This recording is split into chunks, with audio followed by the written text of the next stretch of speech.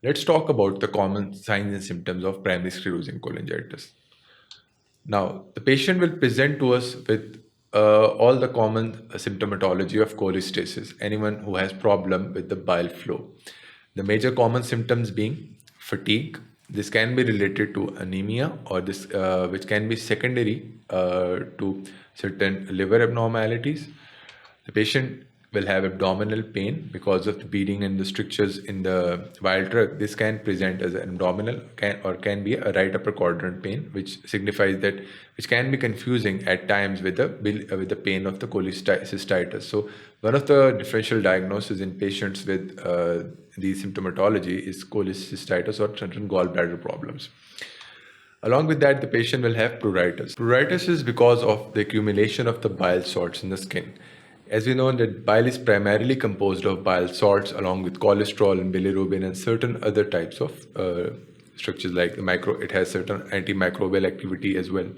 So the major thing which causes pruritus in any patient with cholestasis, which has obstruction to the bile flow, is accumulation of the bile salts into the skin. So that is one of the hallmarks of any cholestatic disorder. If we have someone who has unexplained pruritus, there is no rash and no dermatological association has been found, then that patient, especially if he also has jaundice and certain abnormalities of the liver, that patient should have a thorough examination of his bile ducts and the bile system, because there might be certain obstruction to the bile flow. Certain other symptomatology which is non-specific, the patient might have fever, especially if the patient develops cholangitis or the inflammation.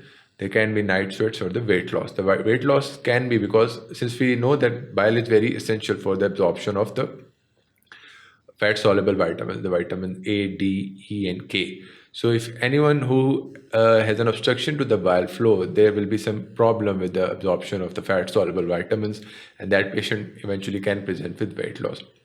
So the common symptomatology are the basically non-specific features.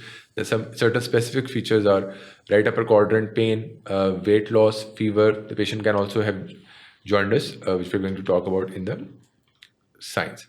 What we are going to see in these patients, those were the symptomatology. Now on examination, the patient will have jaundice. Jaundice can be very clinically evident in the sclera, in extreme cases, the patient might have a diffuse jaundice throughout the body. Along with that, in long-standing cases of primary sclerosing cholangitis, the liver might be slightly enlarged or hepatomegaly. Spleen can be enlarged, especially if we have the development of cirrhosis. Spleen is basically enlarged because the obstruction to the flow of the blood portal vein, it can lead to eventually enlargement, can eventually develop portal hypertension, and eventually can lead to splenomegaly as well.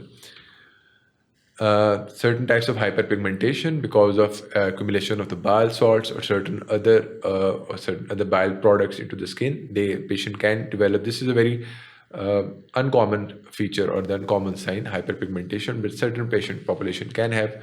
And if the patient develops full developed cirrhosis, then all the hallmarks and the signs and symptoms of cirrhosis can be present, like ascites or portal hypertension, hepatic encephalopathy in long-standing patients. So anyone who has unexplained liver cirrhosis, someone who presents late and has not been worked up, primary sclerosing cholangitis is one of the common causes of cirrhotic liver disease, especially in someone who does not have a history of alcohol and who does not have a viral hepatitis history.